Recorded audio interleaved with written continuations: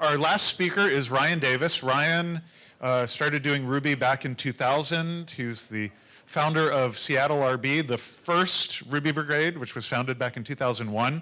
Of course, I like him because he used to do Smalltalk and has excellent taste in restaurants.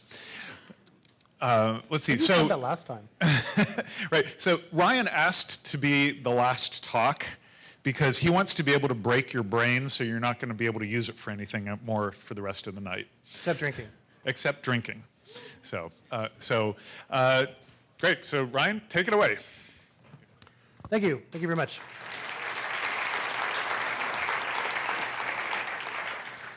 So I'm going to be talking today about writing an interpreter. First, I just want to say thank you very much for having me. Thank all of you very much for sticking it out. It's been an incredible conference with massive signal to noise, and even the noise was fantastic.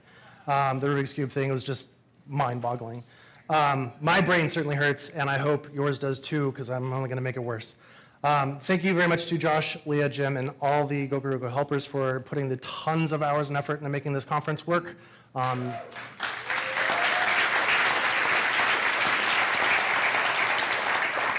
You guys just don't know how much blood, sweat, and tears goes into something like this. And thanks to all the sponsors for helping make this possible. So let's set some expectations, because I'm a big fan of clear communication. I have 168 slides in 30 minutes. That's about 5.6 slides per minute. Boatloads of content, almost all of it is code. I'm hoping to hurt your brain. I'm going to be going really, really, really fast. Much of what I go over is a pattern that's going to repeat many times. So you don't have to understand the first thing to understand the third. So bear with me. I'll get you through this. But really, I'm so excited about giving this talk, and I think I can give it really, really fast. So I'm going to give my talk on how to solve a Rubik's Cube in 27 minutes and do an interpreter in 3. Not really. So the first obvious question should be, why on earth would you want to write an interpreter if you're long, long out of college? And it's because I'm a pervert. No, my nerdy perversions have little to do with this talk. It's simply because we can. So quick show of hands. How many of you have a CS background where you took formal language theory or otherwise wrote interpreters in school? Higher. It's about a third of who's left in here. So this talk is not necessarily for you, but I may be introducing tools that you're unfamiliar with. So we're going to be writing the UBI interpreter. It will be Y Combinator compatible, or at least that's the theory.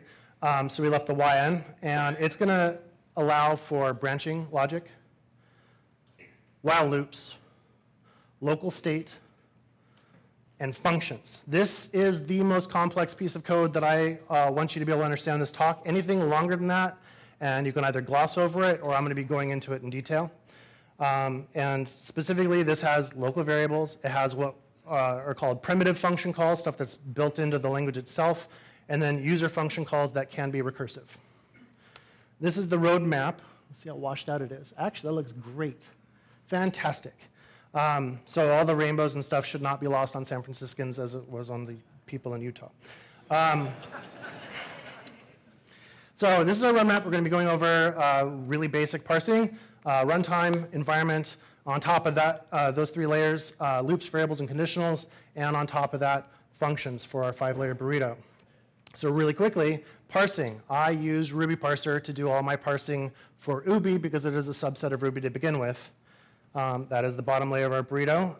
So Ruby parser takes source just like this and conceptually outputs something that looks like this. This is an abstract syntax tree.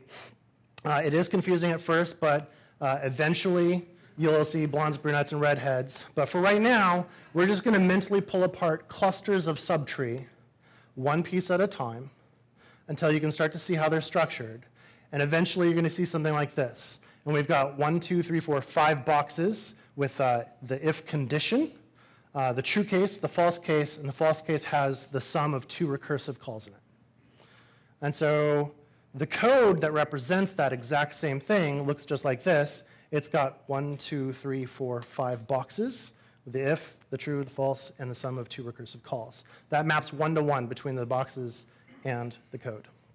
So let's do some vocabulary real quick. This is an S expression, henceforth known as sexps. They have a head, which in our case is always going to be the node type of the thing we've parsed. And it has a rest, which can have sub-sexps. And for Lispers out there, that's the car and the cooter, but we're not going to worry about that too much. We get all of this for free using Ruby Parser, so I'm not going to talk about parsing at all anymore. Parsing is really hard. It is its own talk in and of itself. And honestly, parsing is boring when compared to semantics. So if you want to study parsers further, Michael Jackson gave a fantastic talk titled Parsing Expressions in Ruby at Mountain West 2011. It is up on Confreaks, and it's a fantastic half hour to spend. So let's take it up one step further. We're going to go into the runtime. So how do you get 7 from 3 plus 4? The first thing is you start with a source, you parse it into an AST, then you process everything by type, starting with the inner values first. Now, this is how most languages do it. It's called applicative order evaluation. It doesn't have to be that way.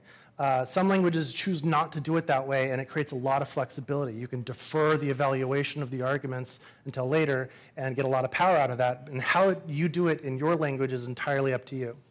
We're going to do it inner values first.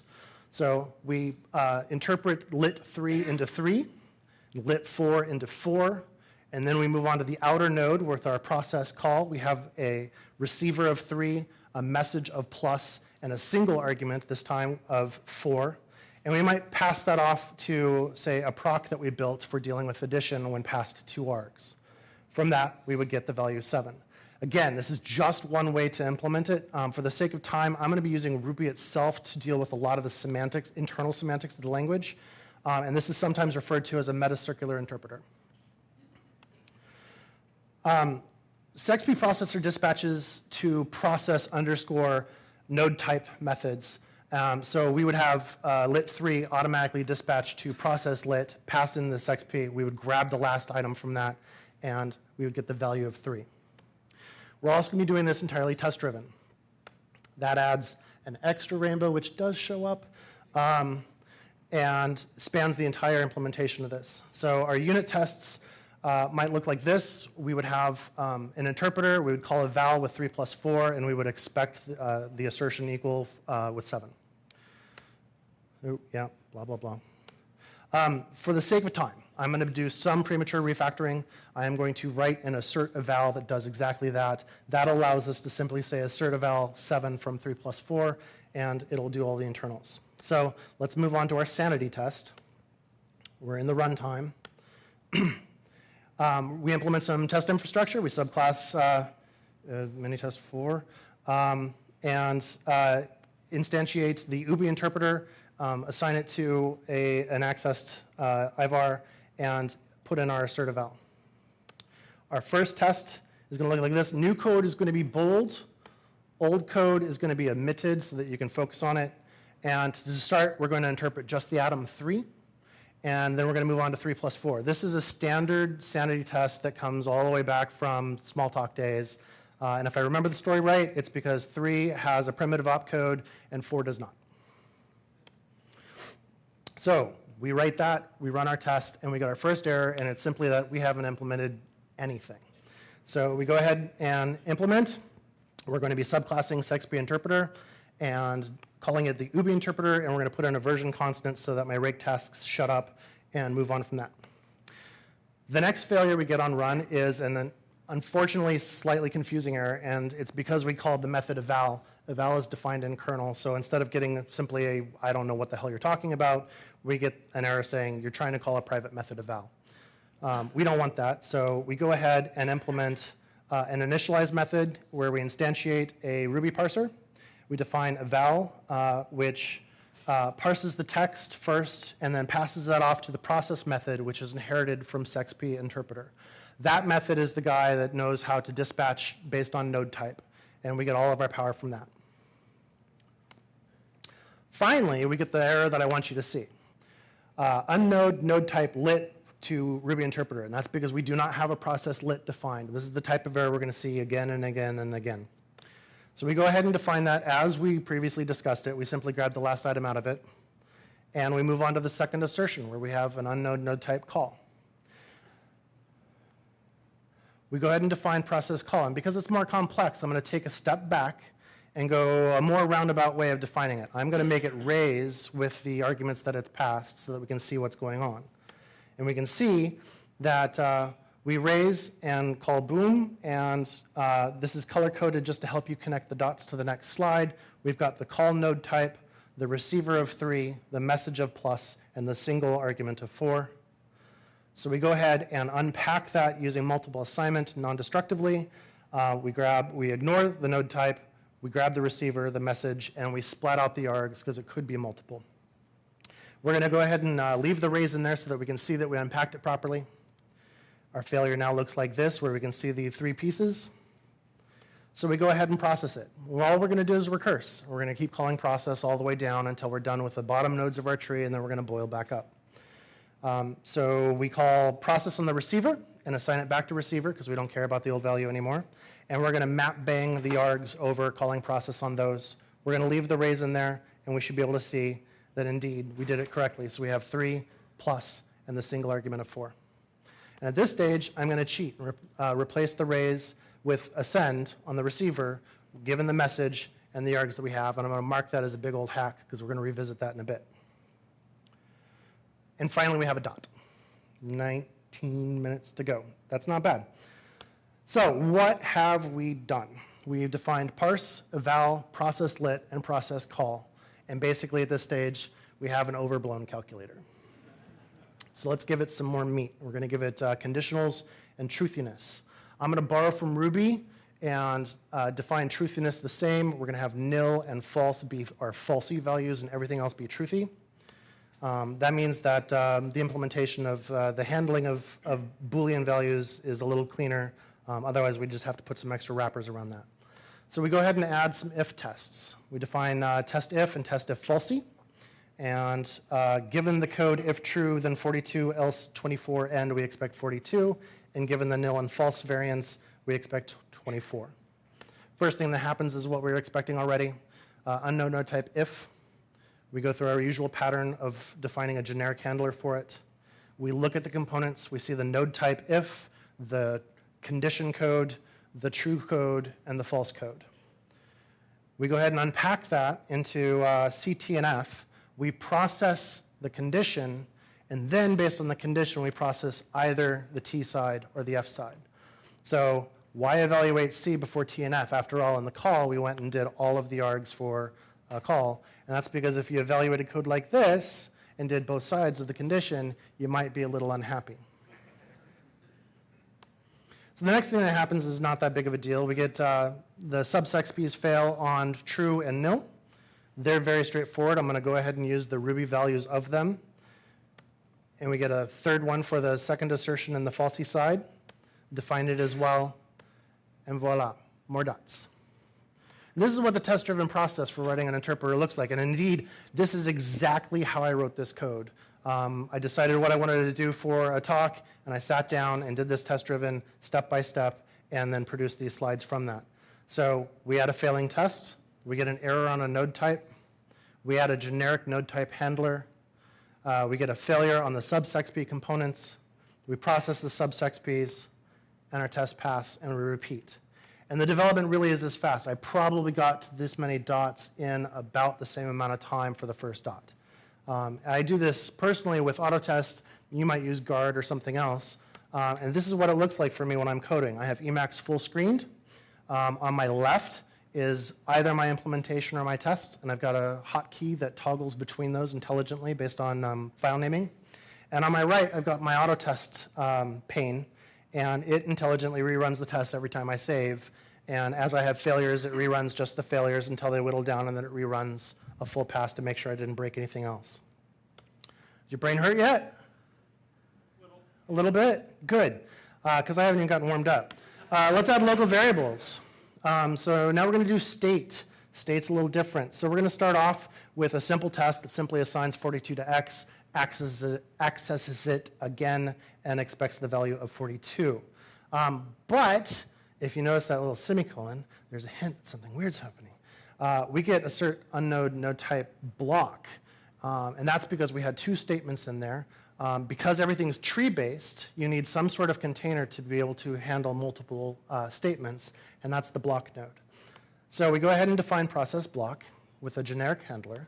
We look at its pieces, and we can see, okay, well, there's an LAssign node and an LVAR node in there, and they're just wrapped up in this block. And so we're going to do the same thing that Ruby does. We're going to define a result variable. We're going to walk over the subsex piece and process them. We're going to assign each one into result, and whoever's the last one wins as the result of the expression of the block. Next thing, we move on to the first subsex P, LAssign. We define it generically.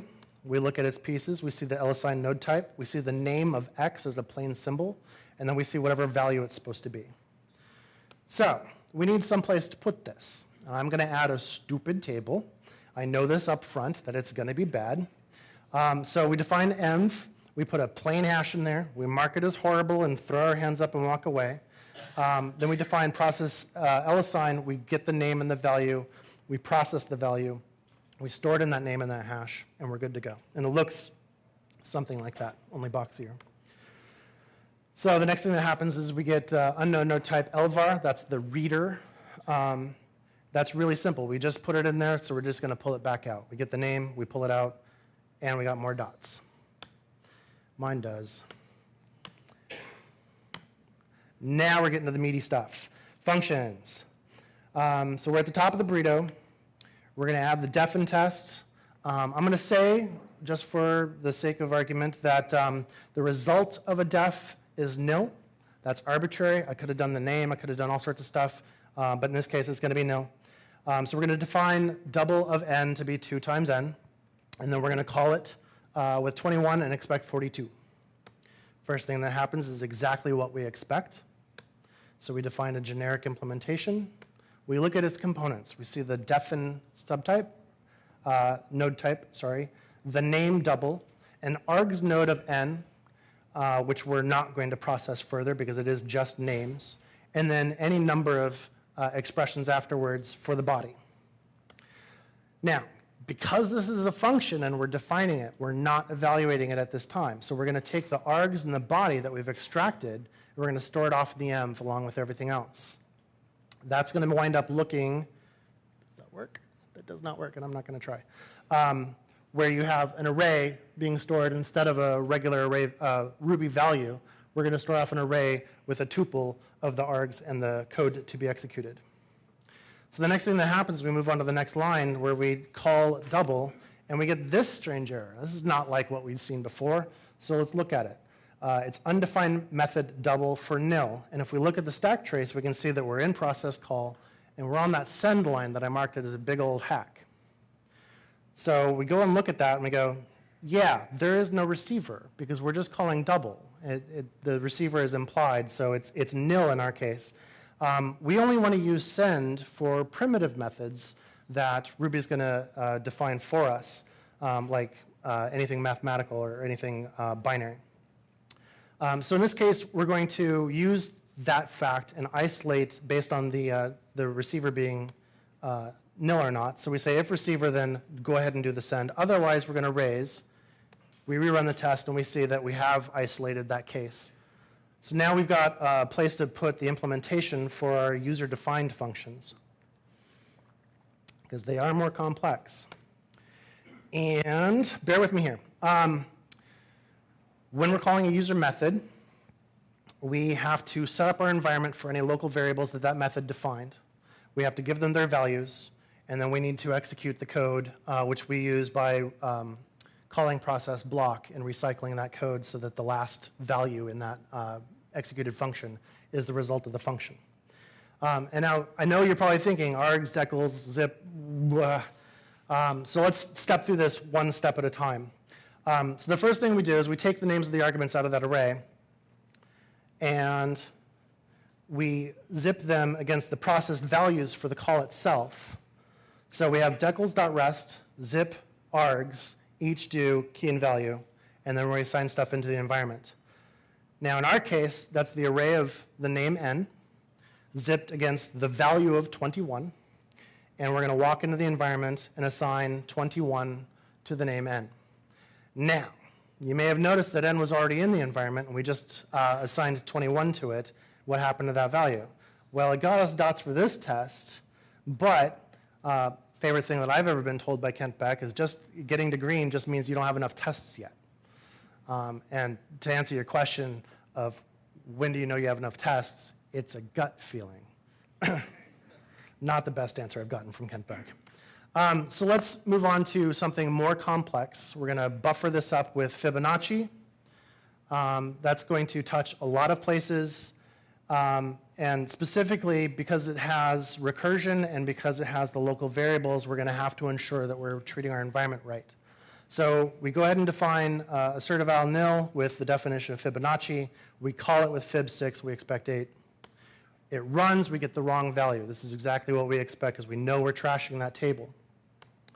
So that stupid table, let's say we have the value 8 in there, and we go ahead and call fib6. So fib defines n as well. That means that we wrote 6 in it, and 8 is now gone.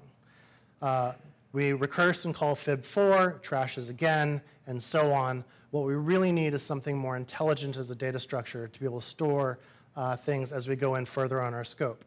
What we want is something like a stacked hash. We need something that is the way it is on the left, but looks the way it is on the right, so that as we go into scopes, we get this nice flat hash with the current local value for any given name. We're going to call that environment. It's going to have the ability to add a new scope, which is just going to put a new hash on top, but when you access it, it's going to flatten and get the value out. That implementation looks like this. You do not need to understand this code. What you do need to know is that when we do the getter, it calls all so that it reads from everything. When you do the write, it calls last and writes into the last, the most recent scope. All flattens everything such that the newest value wins. And we have a utility method called scope, which pushes a new scope on, yields, and then ensures that that gets popped back out. We go ahead and replace the stupid hash with a new environment. We had add the scoping call around the call to the user function. And finally, we have dots for Fibonacci. And we know that we've actually backtracked and fixed the other test case as well. So just to make this Turing complete, we're going to add while loops. This section was something I added last minute. It took me about 10 minutes to implement, 30 minutes to do the slides. So the fact that the slides are harder than the implementation really says something about the way this process works. So let's refactor Fibonacci in the test. We're going to add it, pull it out, and put it into define fib.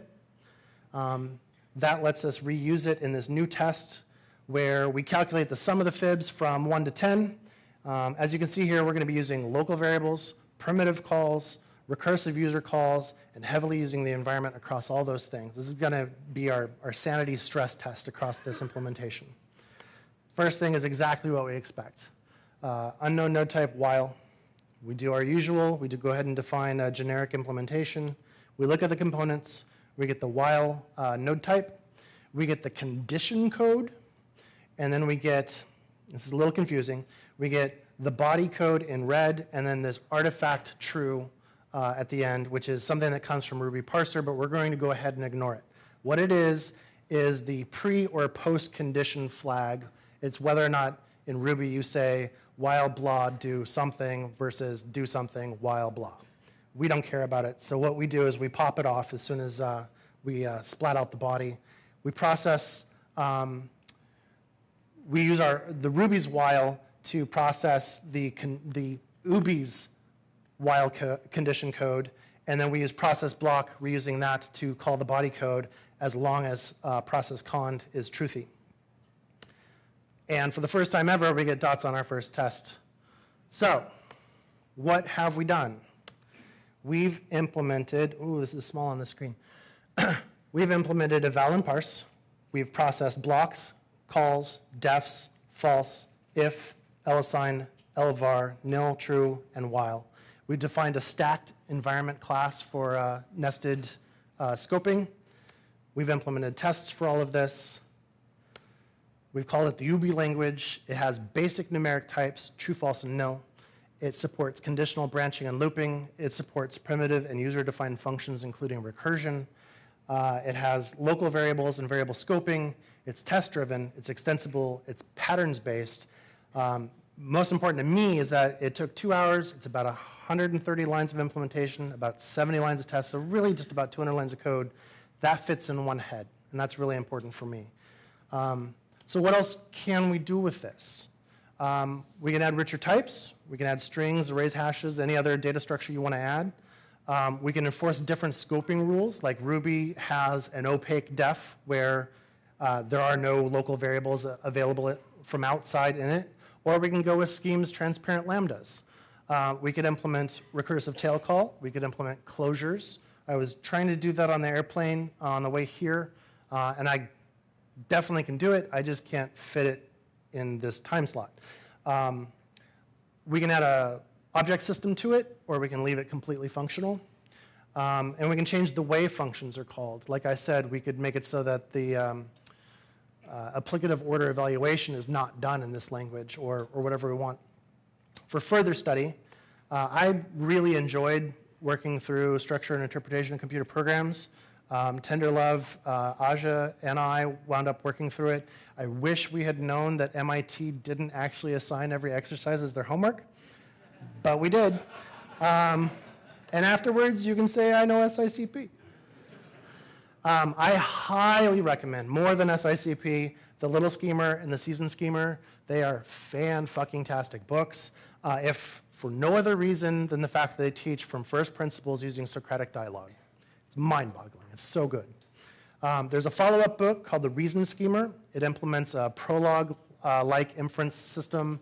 I got 3 minutes. On top of Scheme, and it's really mind-bending how Prolog works once you finally work through it. There are no time for questions, so please grab me at the after party. One more thing. Since this is the last talk, I'm looking at you, Josh, I get to correct an injustice from Twitter. He who made it defines it. So we're going to go over what exactly is Seattle style.